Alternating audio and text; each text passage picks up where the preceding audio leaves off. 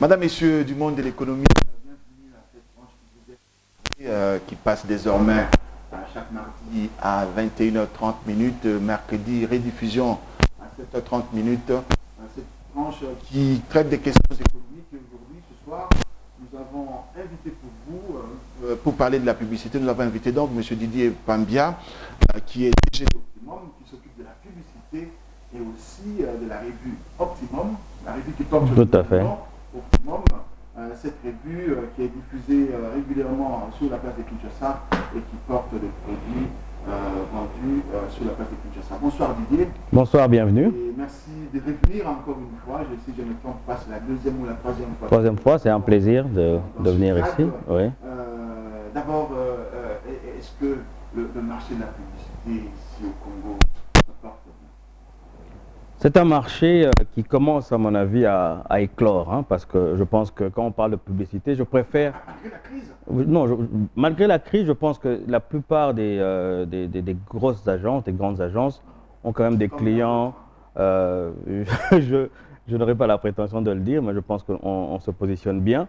Ont des clients qui viennent de l'étranger. Et donc, parfois, c'est moins évident de sentir quand même la crise. Je préfère parler de communication que de publicité parce que c'est assez restrictif quand on parle de publicité.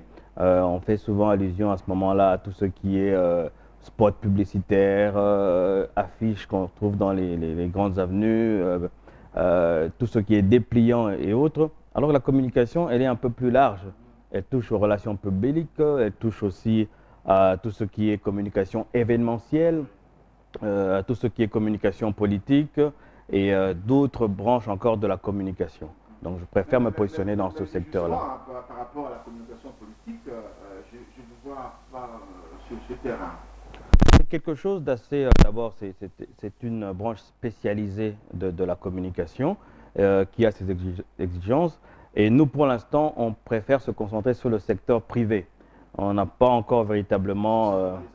les affaires, c'est vraiment de ce côté-là qu'on se positionne. Vous avez peur quand vous étiquette ou quoi? Non, pas spécialement, pas spécialement. Je pense que c'était une branche, comme je dis, qui est particulière.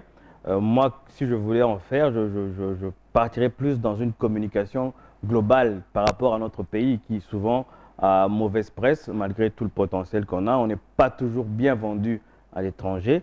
On a tendance à dire à bon 20 points d'enseigne. Je pense que dans le domaine de la communication, ce n'est pas toujours le cas. Sinon, des marques comme Coca-Cola ne feront plus de la publicité ou de la communication. Le pays a besoin d'être vendu, pas vendu dans le sens truc, mais je parle de l'image du pays a besoin d'être écorchée par beaucoup de choses, beaucoup de crises, beaucoup de guerres qu'on a subies.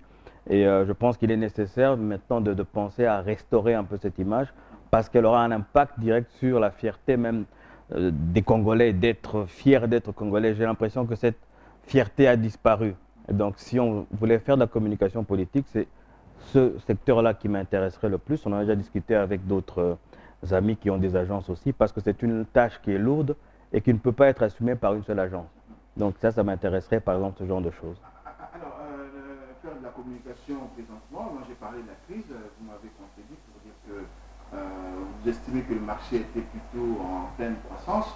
Est-ce que y a-t-il pas un rapport entre la crise qui vit le pays et le fait d'exercer le métier de publicité? C'est sûr qu'il y a des impacts, hein. Il y a une corrélation, mais comme je dis, si vous avez des clients qui sont plutôt des multinationales ou des clients qui ont des activités dans d'autres pays qui peuvent renflouer le marché local, ça peut vous permettre de stabiliser un peu les choses. Je ne dis pas qu'elles n'existent pas. S'il y a des agences, par exemple, qui ont plus de clients au niveau local, elles subiraient plus les effets de la crise au niveau de ce qui se passe dans le pays. Hein, je pense qu'il y a lieu de se dire que quand je parle d'éclosion du marché de la com, c'est qu'il y a de plus en plus d'intérêt, non seulement pour les gens qui sont dans les affaires, mais aussi pour les entreprises locales, face à une compétition, une concurrence qui est de plus en plus âpre, à faire de la communication pour se démarquer dans le lot d'informations qu'il y a au niveau national. Alors, Didier, je me dis, vous avez quasiment les mêmes annonceurs. Ce sont les brasseries, ce sont les télécoms. Vous voulez discuter ou ça se passe comment? Faites-nous découvrir ce monde mystique de la com. De la communication. En fait, il y a quelques agences qui sont déjà positionnées par rapport à certains clients. C'est pas dit que quand une agence a un client, cela va rester éternellement. On signe parfois des contrats sur 2 ans, sur 1 année, sur 6 mois. Et si le client est satisfait, il y a une prolongation du contrat. Il y a, comme vous l'avez dit, les télécoms, les brasseurs, tout ce qui est agroalimentaire, il y a les institutions internationales. Et comme vous parlez aussi du gouvernement, le gouvernement congolais commence maintenant aussi à travers les ministères et certaines structures étatiques ou parapubliques à faire de la communication. Hein. Et je pense que ça arrive, ça vient, mais comme je dis, dans les entreprises multinationales, on peut se dire que, disons, 10% de budget est consacré à la publicité ou à la communication parce que c'est la seule manière de pouvoir se démarquer ou de se positionner comme une entreprise qui est bien placée par rapport à sa concurrence. Mais ça va prendre quand même un peu de temps avant qu'on arrive au même niveau de dépenses que nous connaissons, par exemple, dans les pays développés. Dans les pays développés, les mêmes niveaux de dépenses, mais dans notre pays, vous estimez que les budgets ne sont pas toujours conséquents, ils ne prévoient pas des portions qui puissent couvrir l'ensemble du pays et l'ensemble du marché. Disons que il faut poser peut-être la question différemment parce que le budget des dépenses publicitaires sont faites au prorata des entrées, des parts de marché. Et si dans ce marché-ci, les entreprises ne font pas suffisamment de recettes, il n'y aura pas assez d'argent qui sera affecté au niveau de la communication. Oui. Hein, c'est un peu plus dans ce sens-là que je parlais. Alors, vos partenaires, ce sont les médias. Hein, on vous voit souvent collaborer avec les médias. Il y en a une 60aine de télévisions, plus de 200 titres de journaux. Un casse-tête. Comment vous opérez vos arbitrages pour prendre X et ne pas considérer Y? Des affinités comme vous et moi? Des affinités, peut-être pas. Je pense que le client s'attend à ce que moi je puisse lui proposer un marché cible. Disons qu'une émission comme la vôtre Bienvenue rejoint des gens qui sont des décideurs, c'est des gens qui sont des intellectuels. Donc si j'ai un produit qui s'adresse à ce type de public, je vais privilégier une émission comme la vôtre. Il y a des émissions qui sont beaucoup plus populaires ou populistes, et il y a des entreprises qui ont plus intérêt à rejoindre ce type de public, et c'est par rapport à ça qu'on fait les choix. On n'a malheureusement pas une mesure de l'audimat. Je ne peux pas, si je vous demande aujourd'hui combien de personnes ont suivi cette émission, ça va être difficile. Donc il y a des éléments qui peuvent être subjectifs, mais dans l'ensemble, je pense qu'on se fie aussi à certaines études qui sont publiées qui disent, bon, telle télé est la plus suivie. Parfois, c'est un type d'émission. On peut dire qu'il y a une émission qui peut être suivie par les ménagères, parce que c'est peut-être des soaps, comment on appelle ça, des sketchs nigérians. Oui, les films nigérians, les films nigérians, et qu'on se dit par rapport à ce type d'émission, il y a tel type de public qui suivent ça, donc si je mets une insertion dans ce genre d'émission, je rejoins ma cible. Mais je pense qu'il faudrait qu'au niveau des médias, au niveau tout ce qui est régulation au niveau de la télévision, qu'on instaure assez rapidement des mesures de l'audimat, qu'on puisse identifier de manière claire les publics cibles. Ça va aider aussi les médias à vendre parce qu'il y a sûrement des télévisions ou des radios qui donnent des chiffres qui ne sont pas réels, qui ne sont pas vérifiables. Alors que s'il y a des structures qui permettent réellement de mesurer les publics cibles, de mesurer l'audimat des différentes émissions, ça va donner plus de crédibilité au journaliste qui pourra lui aussi mieux vendre sa tranche horaire. Il dit, bon voilà, moi je rejoins 2 millions de téléspectateurs. Oui, et je alors, peux le prouver. ça vaut tant. Alors, dans votre univers également, tout comme dans l'univers des médias, vous êtes envahis. Il n'y a pas que de professionnels qui opèrent. Et souvent, ça ternit quelque peu l'image de votre métier. Est-ce que à votre niveau, vous organisez pour qu'il y ait des garde-fous afin que des intrus ne viennent pas perturber? Ouais, très bonne question, bienvenue. Justement, je suis vice-président de tout ce qui est communication au niveau de la FEC. Le président, c'est M. Félix Amouna. Et je représente un peu le côté des agences. Et nous sommes en train de mettre en place justement ces garde-fous avec une possibilité dans un avenir très bref de professionnaliser un peu notre fonction. Absolument. Comme les avocats, comme les autres... Les médecins. Oui, c'est ça. Qu'il y a des ordres de corps de métier, ordres de médecins pour véritablement sévir sur les gens qui ne respectent pas et qui contreviennent un peu à la loi. Parce que sinon, moi je suis agence de com et je vais demain devenir afficheur. L'afficheur a sa petite boîte de design chez lui à la maison, une autre personne qui est le cousin ou l'ami de Bienvenue qui a une position bien privilégiée dans la société, on lui donne un marché de 400 000, 500 000 $ alors qu'ils n'ont qu'une compétence par rapport à ça. Et demain, tout cela ternit, comme vous le dites, l'image de la profession et nous sommes en train d'y travailler. Vous êtes en train d'y travailler. Est-ce que c'est pas tard? Est-ce que vous ne prenez pas trop de temps là? Je pense que la profession comme telle de la communication au Congo est très jeune.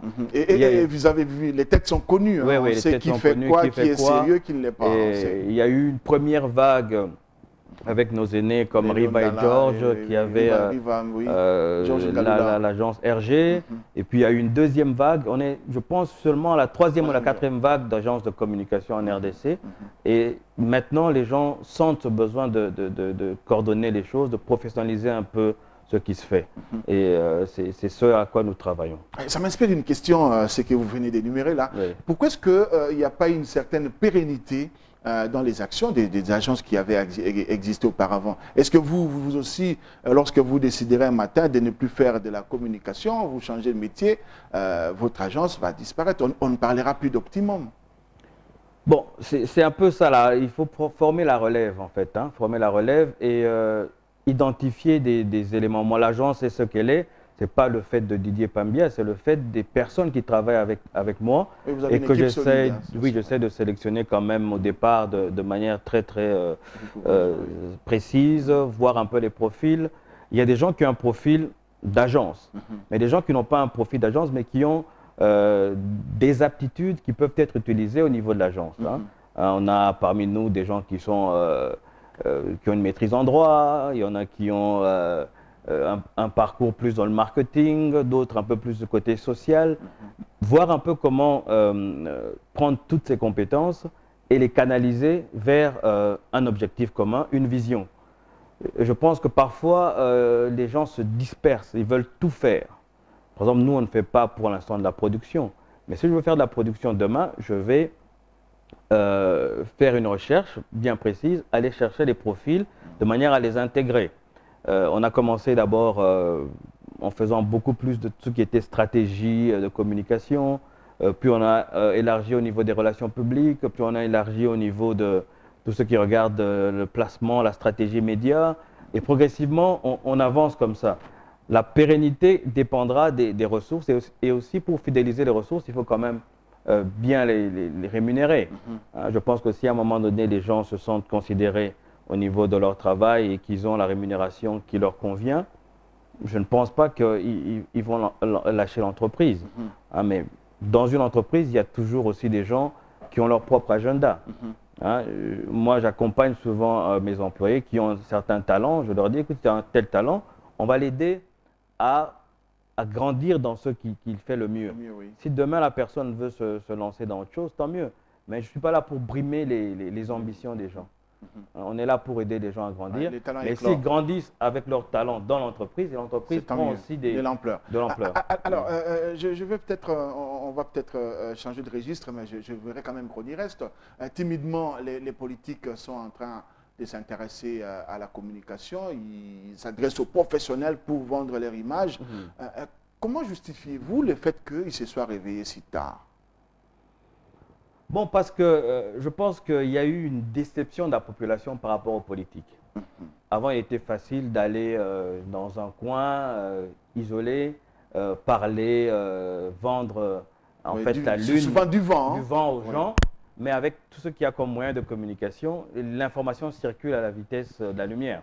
Donc, si vous êtes à Boudjala et que vous avez commis un délit ou quoi, dans les 15, 30, 20 minutes qui suivent, c'est à Kinshasa, on est déjà au l'univers courant. entier qui est au courant. D'accord. Alors maintenant, par rapport à ça, je pense que les gens doivent s'adapter et utiliser tous les moyens possibles pour faire connaître non seulement leur vision, leurs actions, et on utilise beaucoup maintenant, même la plupart des politiques, je vois, ont un compte Facebook, les plus avancés encore un compte Twitter, où ils échangent avec les gens. Donc les gens commencent à s'approprier ces nouveaux modes de communication, mais au-delà de ça, je pense qu'ils ont besoin de se faire accompagner par des gens qui maîtrisent les différentes ficelles qui permettent d'atteindre, nous on essaie d'atteindre le subconscient des gens, hein, et de s'incruster là-dedans et de marquer un peu ça d'une estampe. Et je pense que de plus en plus les gens vont commencer à le faire, mais ça demande aussi des moyens. Et tout le monde n'a pas toujours les moyens de se payer les services d'une agence de communication. Mais le gouvernement peut se le permettre. Hein. Tout à fait. Mais il ne le fait pas. C'est tout de même curieux. Il ne le fait pas souvent, je vais dire. Dans certains pays, il y a même ce qu'on appelle en fait une politique de communication gouvernementale. Où tout ce qui doit être dit par les acteurs politiques doit absolument suivre un fil rouge. Aucun ministre, aucun mandataire de l'État ne peut sortir de ce cadre placé. Et je pense que ce qu'il faudrait à ce niveau-ci faire, c'est de placer un peu ce cadre. Quelles sont les choses qu'on peut dire, qu'est-ce qu'on ne peut pas dire, qu'est-ce qu'on veut communiquer à la population. Sinon, face à une multitude de messages, la population peut à un moment donné être perdue. Et ça, je pense que c'est les gens qui font de la communication gouvernementale ou politique qui peuvent s'intéresser à ça. Nous, pour l'instant, on n'est pas dans ce créneau. Alors, je ne peux pas vous lâcher, on ne peut pas tourner cette page définitivement sans vous poser cette question qui est quelque peu personnelle, liée à Optimum. On vous a vu accompagner dès le départ Orange et je n'ai pas peur d'être contredit, Orange est adopté quasiment et on nous a fait oublier CCT. Est-ce que vous pouvez placer un mot là-dessus pour que nous puissions nous dire qu'est-ce qui se passait pour que nous puissions, en un clin d'œil comme ça, oublier tous les affres que nous avions avec CCT? Un bon produit se vend mieux. Orange est venu quand même avec une architecture au niveau des télécoms très très forte, avec une expertise de plusieurs années dans plusieurs pays africains, et aussi le fait que c'est une marque qui est une marque internationale. Ça facilite d'abord un peu notre travail. Ensuite, il fallait maintenant venir avec des manières innovantes de communiquer. On a fait un lancement, on a dit le 5 décembre, on arrive, et le 5 décembre, le matin, les gens avaient vu que Orange était arrivé, avec des cubes, pas seulement à Kinshasa, on était à Lubumbashi. Vous avez quadrillé toute la ville. Matadi, quadrillé la ville. Après ça, il y a eu une forte communication intensive, on peut dire un matraquage, dans les différentes chaînes. Mais après ça, ce qui est aussi extraordinaire avec vous, c'est que vous n'avez laissé aucun support. Vous avez investi tous les supports. Tous les supports, c'est ça. Il fallait vraiment, dès le départ, parce qu'il y avait déjà des compagnies concurrentes à Orange qui étaient déjà sur le terrain avec une communication intensive. Et il fallait vraiment marquer la différence dès le début et dire voilà, on arrive, on n'est pas un petit groupe, on a les moyens, on a les infrastructures, on est capable de vous donner ce que vous attendez de nous. Et c'était un peu une campagne, comme on dit, à 360 degrés. Il fallait utiliser tous les supports, radio, télé, les médias sociaux, on a tout utilisé, mais de manière quand même à avoir un impact pour le client. Parce que tout ce que nous faisons en tant qu'agence doit pouvoir être quantifié, mais aussi qu'il y ait un retour sur investissement de nos clients. C'est ça la première de nos règles en tout cas. Voilà, et là on prend l'autre casquette de votre agence, c'est Optimum Revue. À côté de la revue traditionnellement publiée, cette fois-ci vous avez réservé un numéro aux femmes. Ouais, tout à fait. Pourquoi vous voulez faire comme tout le monde le mois de mars? Si on voulait le faire, on aurait fait sortir ce numéro au mois de mars, Oui. mais on a justement choisi de le faire après, parce que nous pensons que le sujet est un sujet important. Si vous regardez mon éditorial, vous verrez qu'il y a des chiffres qui sont quand même alarmants. Oui.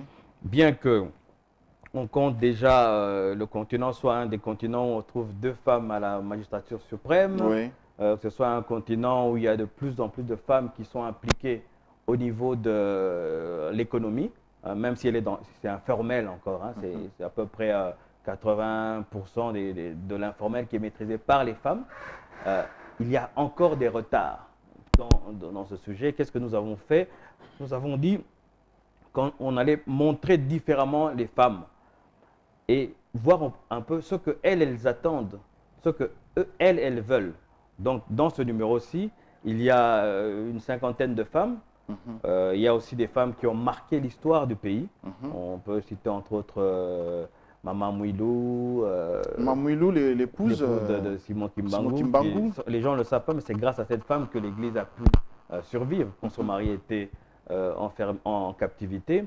Nous avons des femmes contemporaines et c'est surtout par rapport à Janine Mabunda. Janine Mabunda au niveau politique, Madame Chenila Mwanza, qui est aussi directrice d'une grande entreprise ici, la Chenimed, qui pèse plusieurs millions de dollars, hein, qui sont dans le domaine de la cigarette. Madame Marilyn Yema, qui est au niveau du bureau du gouverneur, et bien d'autres encore. Hein. Bien dans tous les secteurs, et vous allez voir Joël Capombolé, qui est échevin au niveau de la ville de Mons, en Belgique. Okay, en Belgique, oui. Hein, Madame Marie Chantal Kaninda, qui gère 3 à 4 pays pour Rio Tinto, qui est une grande multinationale, la 3e au monde en termes de ressources naturelles. Donc il y a des femmes congolaises compétentes et qui peuvent dignement représenter le pays, non seulement au niveau national, mais au niveau international. Mais alors, mais vous n'avez pas échappé, vous aussi, à la tentation de parler du viol dans votre éditorial. Vous citez le docteur Denis Mukwege, 40 000 victimes, 23% ont subi plus de 2 viols. Est-ce que ces choses-là, quand vous faites de la communication et quand vous mettez, est-ce que vous ne vendez pas négativement l'image du pays? Je pense que c'est des sujets importants à mentionner parce que c'est la seule manière d'éclairer un peu l'opinion internationale. Il y a un moment où le Congo était perçu comme, au lieu d'être la victime, c'était comme si c'était nous qui étions les gens qui agressions. Ouais. Alors qu'on subissait les agresseurs, c'est comme si nous étions des criminels. En train de subir des crimes atroces dans notre pays. Je pense qu'il faut continuer parce que maintenant la communauté internationale, on voit des acteurs aussi célèbres que Ben Affleck prendre parti pour le Congo. On voit de plus en plus de voix s'élever et je pense que c'est une bonne chose qui va nous permettre justement de mettre fin à cette agression que nous subissons au niveau de l'Est du pays et de stabiliser un peu les choses. Est-ce que là, vous continuerez toujours à nous proposer le format habituel ou bien chaque fois on en aura 2 comme ça, comme on en a aujourd'hui? Habituellement, nous avons, on est trimestriel, donc on est censé paraître 4 numéros par an. Oui. Mais parmi les 4, il y a toujours un numéro hors série. On voudrait passer à 5 cette année, ou bien à 6 plutôt. On va essayer, parce qu'on le fait vraiment avec les moyens du bord. Les moyens de bord, on a, vous allez voir, c'est des pubs comme des pubs des compagnies de télécom ou des entreprises privées.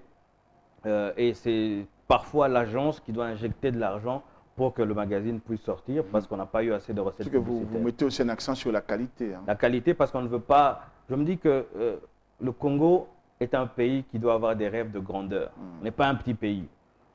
Actuellement, nous subissons quand même une période difficile, mais je pense qu'on a le potentiel de se positionner au même niveau que des pays comme le Nigeria, l'Afrique du Sud au niveau de l'Afrique. On a traversé une crise, mais elle n'est pas éternelle. Moi, je suis Congo optimiste. Hein, je pense que... On s'en sortira. On est même en train de remonter la pente. Hein. On remontera la pente. Ceux qui sont en train d'être un peu les pourfendeurs du Congo seront déçus. Ceux qui ne croient pas au Congo. Il faut que d'abord nous-mêmes, les Congolais, nous puissions croire Croyons au à Congo. notre pays. Oui. Et c'est pour ça que nous investissons dans des magazines comme celui-là qui sont aussi des vitrines. Des vitrines pour ces femmes-là, des vitrines pour des décideurs, des vitrines pour des... Dans les réguliers, il y a une rubrique sur les jeunes entrepreneurs. Oui. Tant au niveau national que dans la diaspora, il y a des jeunes qui commencent à oser. Il y a des jeunes qui reviennent maintenant de plus en plus. Face à la crise qu'on subit au niveau de l'Europe, de l'Amérique, il y a un retour de plus en plus de cette diaspora. Si c'est une bonne diaspora, parce qu'il y a une diaspora il y a aussi la diasporie. une bonne diaspora, elle va susciter un nouvel élan dans le pays, parce que je crois fermement que ce sont les entreprises privées, les PME. Un pays comme le Canada ou même les États-Unis, encore la France, ce sont les petites et moyennes entreprises qui créent de l'emploi. 5-10 emplois ici, 3, une cinquantaine par là, et elles payent des taxes. Si on a une réelle politique de promouvoir les entreprises locales, les petites PME, ça va générer une croissance d'une certaine façon, et ça va aussi contribuer à la réduction du chômage. Alors, en quoi la revue Optimum est un plus pour vos annonceurs et même pour votre propre agence? Bon, quand vous regardez notre slogan « Façonner l'avenir », c'est-à-dire que, comme je l'ai dit, on croit au pays, on se dit par exemple que c'est aujourd'hui que nous devons faire des actions pour que demain soit meilleur. Le premier numéro du magazine, on avait dans le coin droit écrit « Horizon 2020 ». Le gouvernement parle de 2030 pour qu'on rejoigne les pays émergents. C'est aujourd'hui que nous devons faire des actions pour que demain soit meilleur. Et à travers les exemples des personnes qui passent dans le magazine, à travers ces femmes, à travers d'autres décideurs, on donne des pistes de solutions. Nous ne sommes qu'une plateforme d'échange. On se veut résolument optimiste. Mais ça ne nous empêche pas de critiquer ce qui ne fonctionne pas. Mais pas critiquer pour critiquer. Critiquer pour donner des pistes de solutions. Absolument. Critiquer pour que les choses changent, pour qu'on améliore les choses. C'est ça notre objectif. Et je pense que depuis qu'on est arrivé dans l'univers des magazines en RDC, je ne peux pas être juge et parti, je pense que nous avons fait la différence et que nous continuons à le faire. Et nous allons continuer à le faire avec les moyens de bord, et peut-être aussi de plus en plus de gens et d'annonceurs viennent vers nous. Je pense qu'on va pouvoir à ce moment-là s'étendre pas seulement au niveau de Kinshasa, au niveau des provinces, au niveau régional et pourquoi pas international. Voilà. Il y a un magazine nigérian que je cite souvent en exemple qui s'appelle Arise. Ce magazine est produit au Nigeria, mais il est diffusé, il est distribué à Londres, à Paris, Tokyo et dans tous les pays où il peut y avoir une diaspora africaine. C'est en anglais. Et nous, pourquoi pas aussi passer en anglais, parce qu'il y a une partie de l'électorat qu'on ne rejoint pas à cause de la barrière de la langue. Voilà.